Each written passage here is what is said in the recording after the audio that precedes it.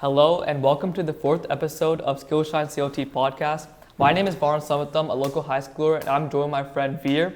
Today we're meeting with Mr. Iain Jenkins, owner at Jenkins Electric Company, ever since 14 years old. Mr. Jenkins, we're going to go ahead and let you introduce yourself here. Okay.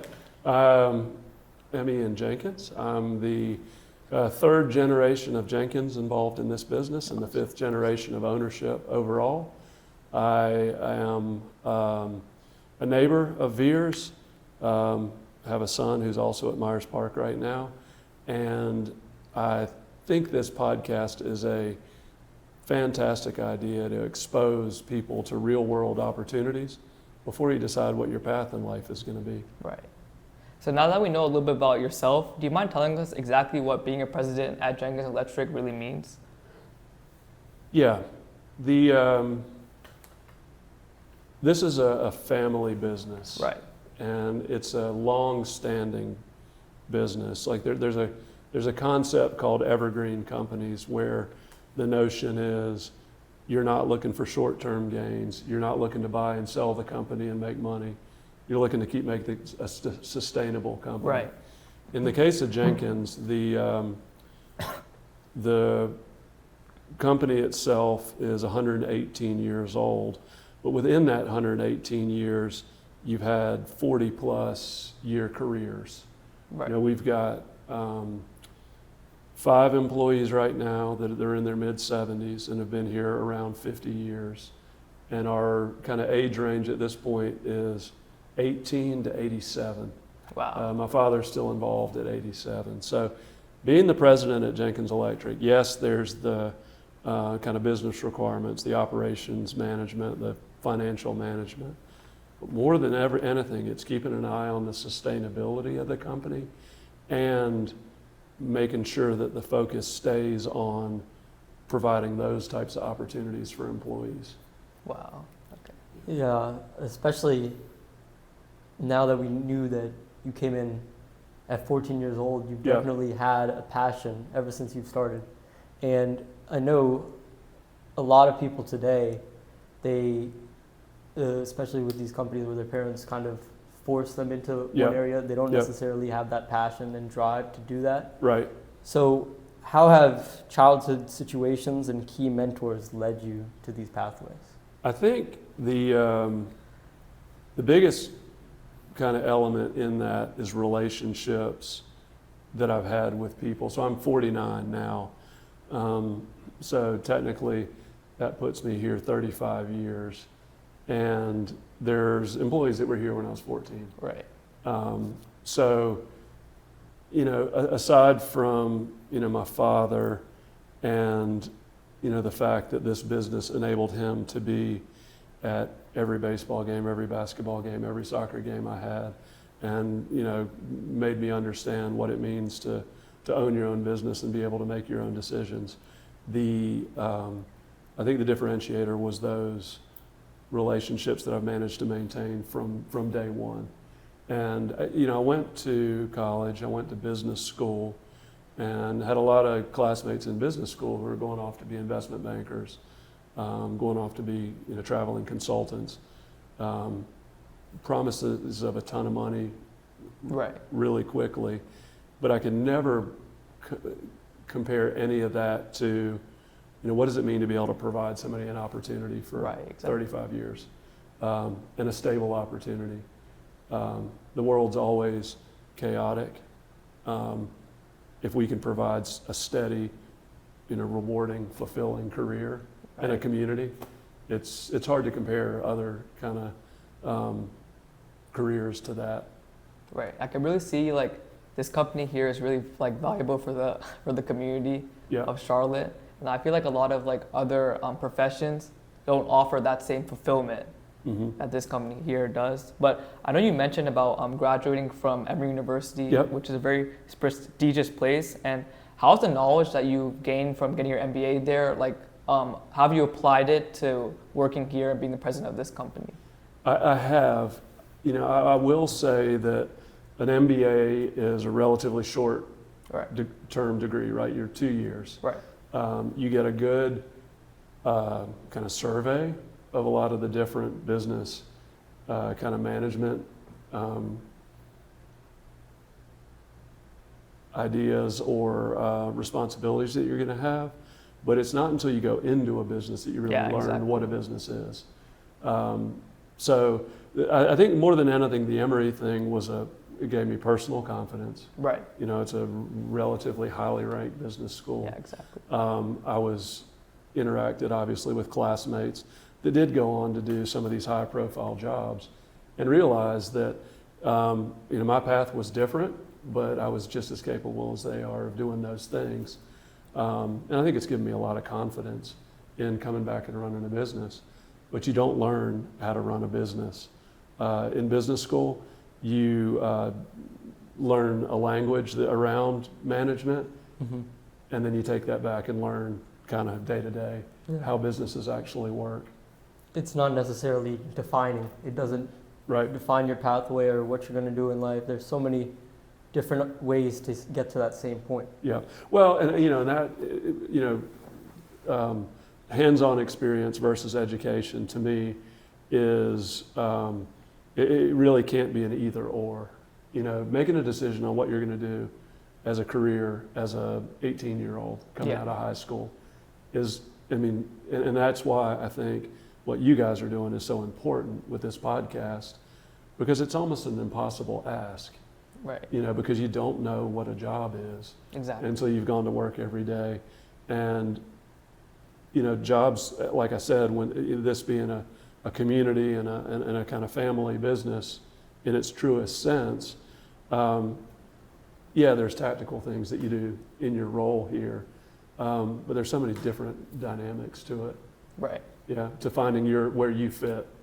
I think it's very important because a lot of high schoolers, they just want to get into a good college, get a good degree, but after that they don't really know what's next for me. So do you think taking things one step at a time is better than planning everything out, especially when after you're 18 you don't really know 20 years where you're going to be. So how do you recommend staying grounded and taking one thing at a time, because you might fail a lot too in the process where you are today? That's one of the biggest educational elements of working in a business and running a business, is that failure is a constant, just like success, right? Right. And it's trying to learn from each setback and figure out and pivot. And you've seen a lot of different directions that this company's gone in. Exactly. There have been just as many directions that we tried and didn't work out. To answer your question though, in my undergraduate degree, and I'm the third generation of Jenkins here. I'm the first non-engineer. Right. And I graduated from University of North Carolina at Chapel Hill with a history degree. Really? And obviously there's a history element to this place, but what I ultimately decided, and that was after trying a couple of different majors, I did a year at NC State as well, I decided to take the classes that were most interesting to me. Dad made sure that along with a history degree, I took physics, chemistry, calculus, statistics, and had a good kind of well-balanced education. And I think that kind of goes back to the notion that you really can't specialize at 18. Yeah, exactly. Whatever you do something that's interesting to you, but then make sure that the course load that you take is balanced. Okay. Yeah. So, knowing that, another piece of advice you give to high schoolers is, what would you say is the best way for other high schoolers to get exposure and involvement with your profession? I think, as I mentioned to you guys while we were walking around, internships are fantastic opportunity. You get to see the inside of a business. I think talking to people, what you're doing with this podcast in a kind of formalized way is always a great avenue for that. And again, keeping your mind and your options open as long as you can, I think is always a benefit. Right. I think what I'm starting to learn here is that connections are very important, right? Especially in a business. So I know you've been here since a young age. So how is like you connecting with these employees that you're now working with every single day at a young age? How has that like affected this business model? And more what I'm trying to say is like, what are the pros of like a strong connection and good teamwork, and like how far will that get you versus just you work with someone but you don't really like connect on a deeper level? Right. It's interesting. This is a relatively small business. We've got 75 employees, one location here, one location in Charleston. But even on a smaller scale like that, most of the work happens without me being, or nearly all of the work happens without me being directly involved in it.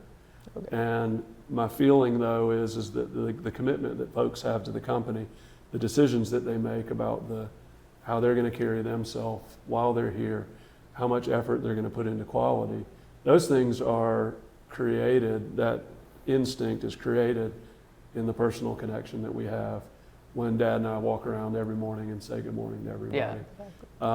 Another thing I will say is that Dad did me a great service that when I was working here, when I was 14 or 15 or 16 years old, I ended up at the end of the day probably being the dirtiest person here because he gave me the most basic cleaning, grab a broom, clean the sandblaster here, which is, I probably hadn't been done since I did it when I was 16 years old. But he definitely created the opposite of a entitlement.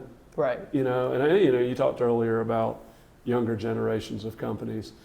There's a phenomenon, and I'm technically third generation of Jenkins here, but statistically, the third generation is where the companies typically fail. Really? Yeah, and a large part of that is that's the generation that grew up really not having wanting for anything. They're the spoiled kid. The company was built, the money was coming in. Right.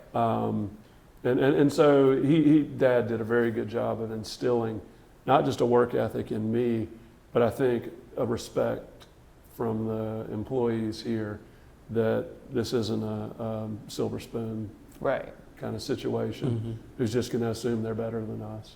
Right, and I think that's really amazing because I can really see that you're really like closely connected to everyone. Yeah. And I think a lot of people forget that connection goes a long way. Just like saying hi to someone every single day, it's like something more important than just working by yourself because, I think you could attest to this, but it takes like a team, right? Oh yeah. Well, that's what I say. There's, on any given day, the work that we're doing for our customers is being done by everybody else. Management's not actually doing the work. Right. What management's trying to do is create an environment where that work is fun. One of the things I'll, say to folks here is that, we spend, at least 40 hours a week together. Really? It's about 2/3 of your waking hours are spent with your coworkers. You ought to be able to have fun doing what you're doing.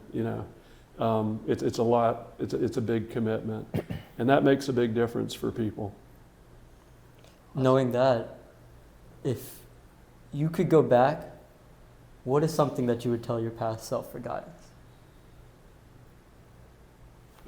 As it relates to the company? Or just like something in general that you've learned today that you just wish you knew before, some like advice. I do think that, in the context of this podcast, you're always going to be learning. College is a big milestone, but it happens relatively early in your life. I'll be 50 later this year, and there are some days when I think, okay, I think I've maybe finally figured it out, right? And maybe finally understand how to manage and how the business ought to work. But Dad's 38 years older than me, right? And another kind of wonderful life lesson that he's taught me. He was a Duke electrical engineer, Harvard MBA, University of Edinburgh PhD. To very he's got the kind of academic resume, kind of about as good as you could do academically. He taught after he came back to the business here. He taught as an electrical engineering professor at UNC Charlotte for 35 years. Really? But I've never seen anyone kind of with that resume who loves to sit and listen to other people talk and tries to learn something every day. So I think, if I could go back to my past self at any period where I felt stressed or was pressuring myself that I should be doing better than I was doing at the time, I would, tell that person, look, this is just a point in life and keep learning. That doesn't stop. There's always something to learn from every single person you meet. Every single person you meet, talking about Dad again, I can remember being in a Sunday school class as a kid at Covenant Presbyterian, and he was teaching Sunday school, and I was trying to get him to leave, and he was sitting down talking to one of the kids in the class who was really into Japanese anime. And I don't know why that stuck with me, other than that, like, you can learn, like you said, from anybody. And there's somebody that's interested in something that you've never learned about. Right. And it's a neat way to go through life. Yeah, I think it's very important, because I feel like a lot of times, like, when we get like lectured or we get like advice, it kind of just like goes over our head. Yeah. And I think if we really listen to everything like we heard, I think like our methodology would be way different. Yeah, well, and listen to people from all walks of life. Right. The position that I'm in, I think I'm well qualified. I'm well educated. I would be I think a great hire for this position. But the reason I'm in it is I was born in a family that owned a business that I could then grow up and take over. We have 75 people here that came from all different backgrounds, and not everybody had the opportunity that I have. And we tend to kind of hold people up who are in high-level positions, but everybody's where they are as a product of where they started, and there's an opportunity to learn from everyone. Right. Yeah.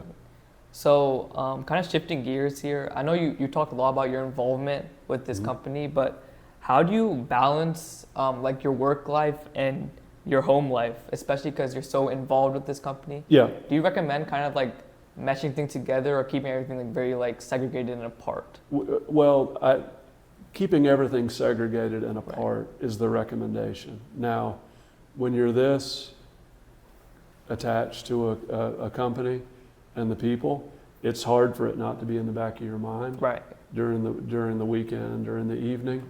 But again, just about every baseball game I played growing up, I'd see Dad out in the outfield, behind the outfield fence watching.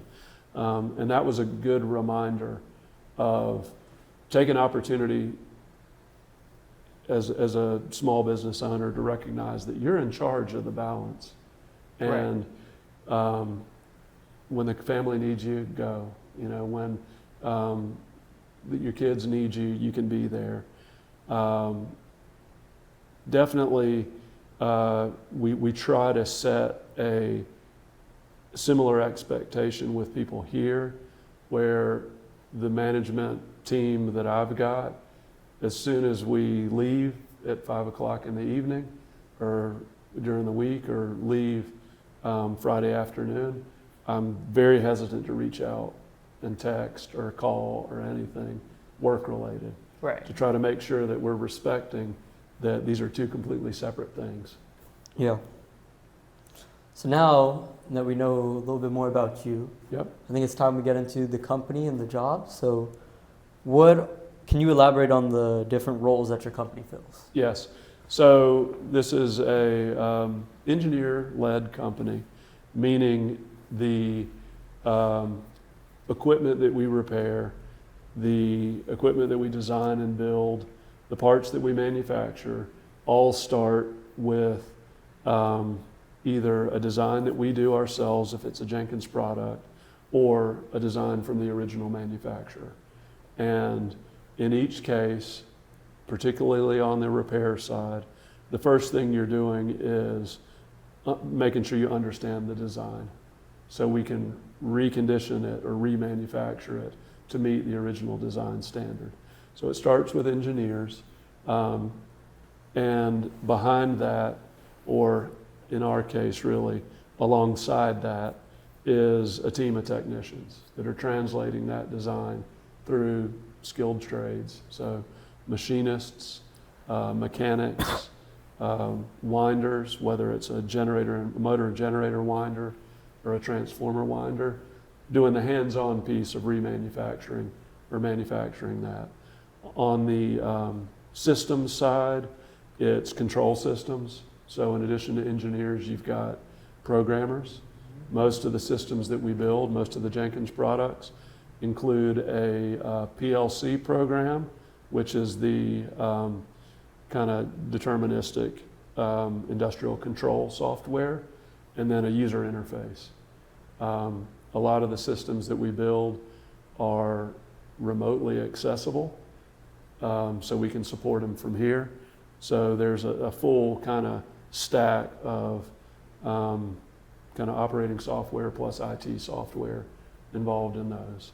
So engineers, technicians, software developers. Behind that, there is a management team, and we've got kind of 3 tiers, if you count me, which is business unit management. So that's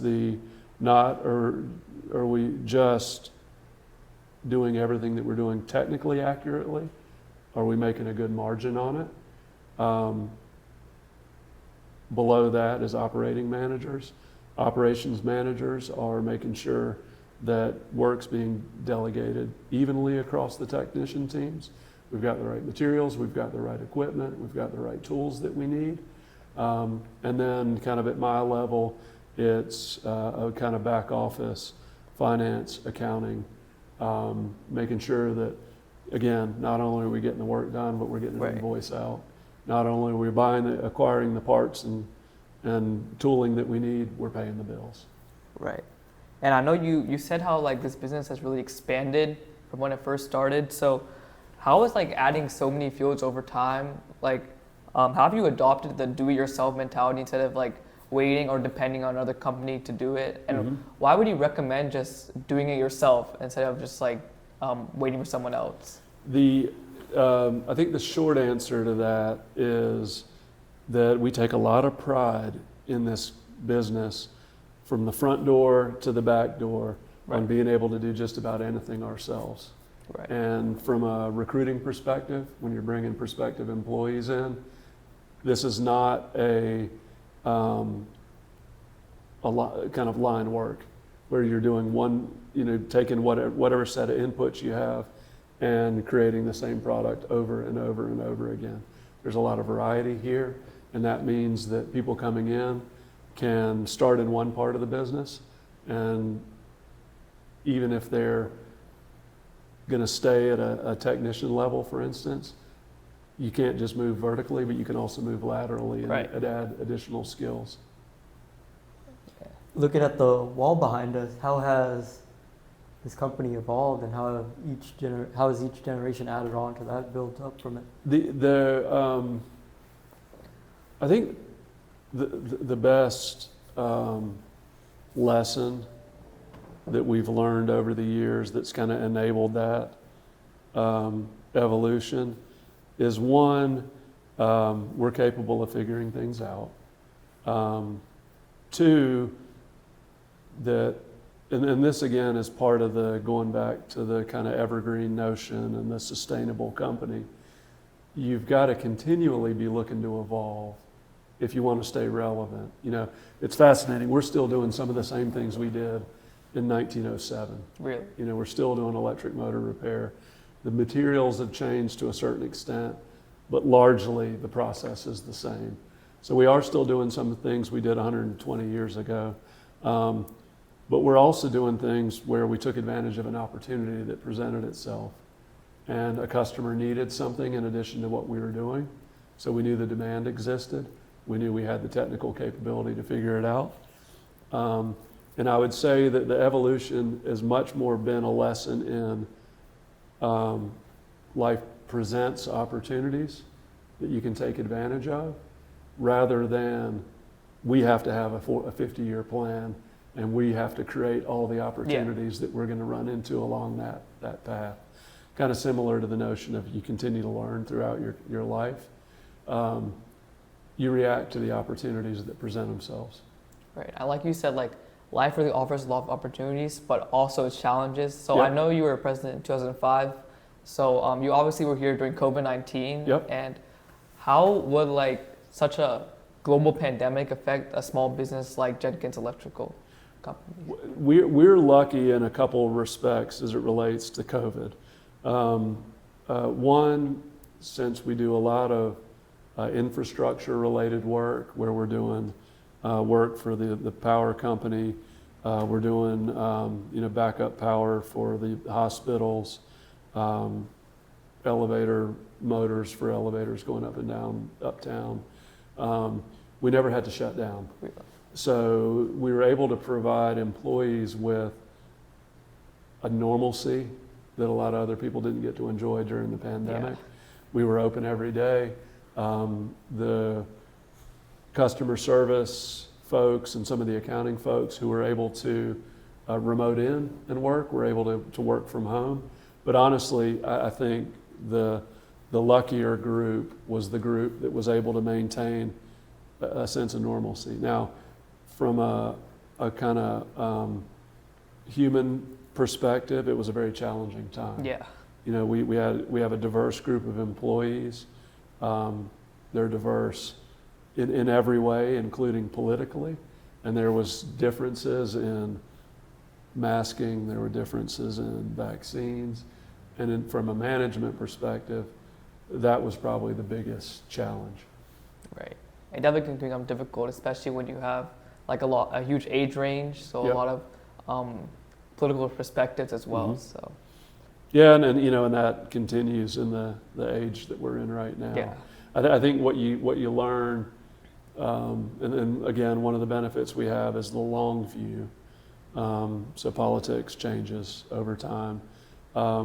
You also learn the value of being able to leave that outside. Right. And I think one of the key lessons that I've learned over the years is, from a management perspective, the more I can keep this about the technical things that we do each day and how that relates to our customers and our company, and make it much less about what I believe personally, how the company is the common element for everybody here. So it's nice to be able to focus on that rather than the differences. Yeah. Especially looking at how COVID has sparked sort of an international conflict around the world, right? Mm-hmm. We're living in a time of strong international tension. Mm-hmm. How has that created conflict here? I think, again, thankfully we've been pretty insulated from that. We do sell parts and equipment internationally. I think there's going to be two sides to that for us. I assume international sales may be reduced to a certain extent over the next few years. I also think, the COVID, one of the biggest kind of tactical challenges that COVID presented was long lead times due to supply chain interruptions.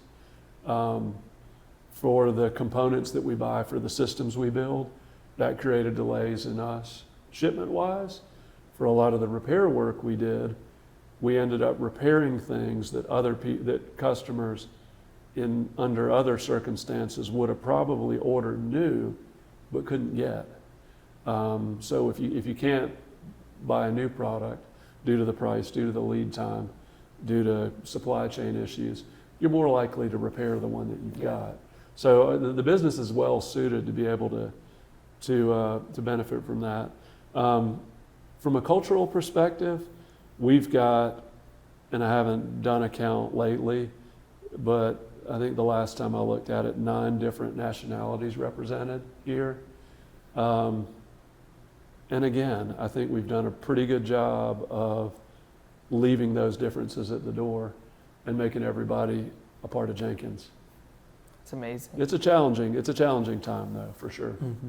And especially I think in this newer age, Mm-hmm. I know you've probably heard of artificial intelligence, Yep. AI, but what do you think is the importance of like passing down, like as you said, you've started with motor electricity and then Yep. passed down those ideas. So what do you think is the importance of like keeping these, like passing these ideas into the future as well, especially we're going to be around a lot more technology than before? Yeah, I think one of the benefits that we have of being around for so long is we were involved in technology before it was shrunk into the size of a cell phone.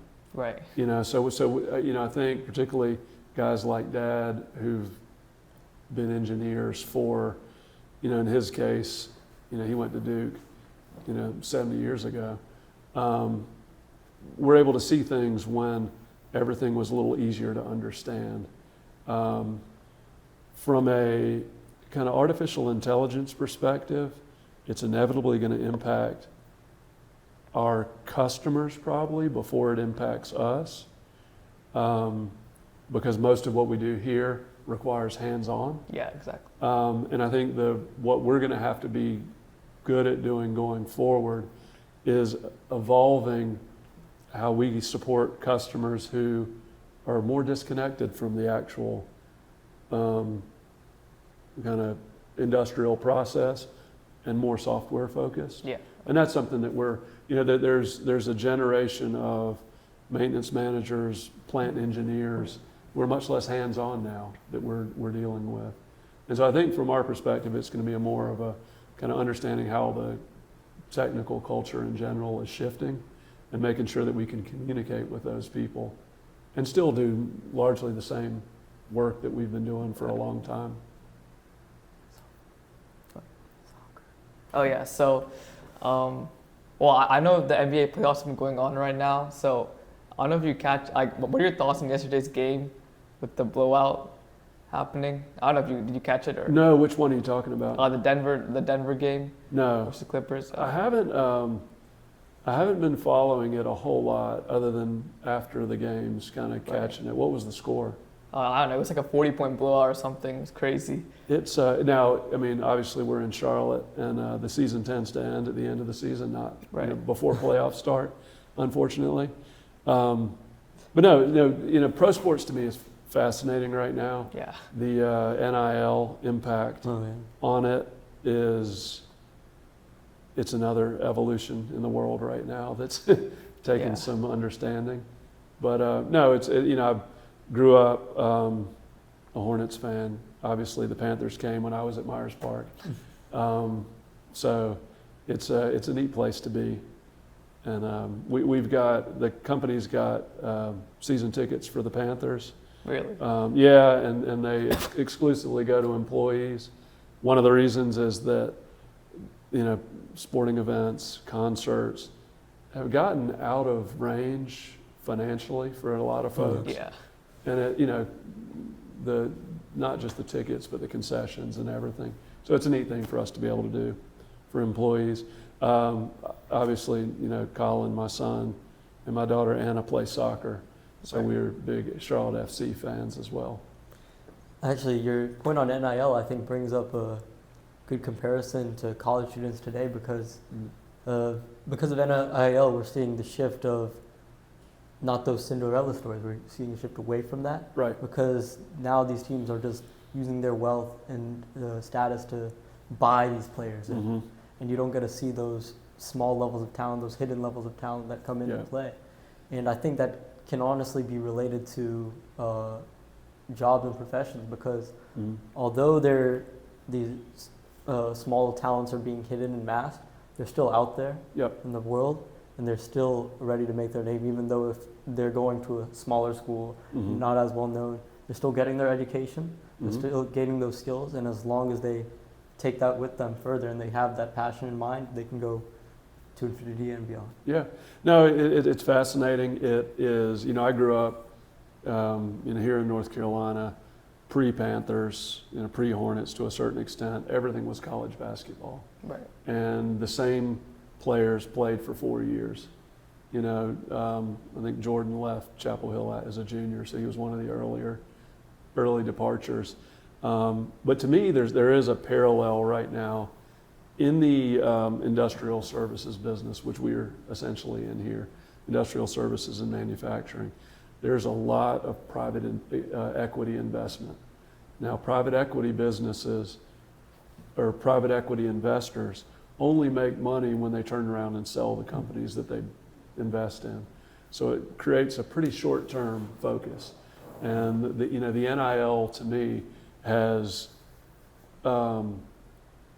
every season's a new season. Right. Each college is restocking a set of, as you said, players that were on what would have previously been Cinderella teams. They're getting plucked and getting put on the higher level, teams. So you're going to see less of that.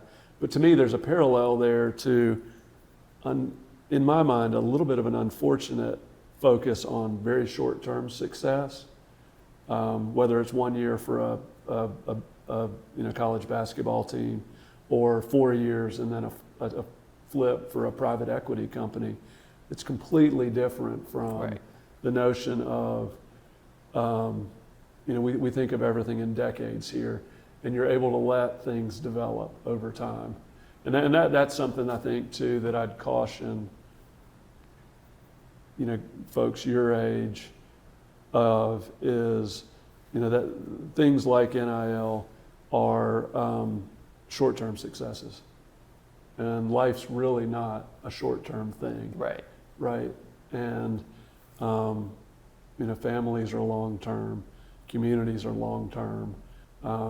And I think when they're, at their best, businesses are long-term. Exactly. As we can see. Yeah. In this business. Well, and the neat thing about that is it means on balance, you're being pretty successful. Right. But there's going to be losing years, right? Yeah. In business, just like in sports, there's going to be ups and downs.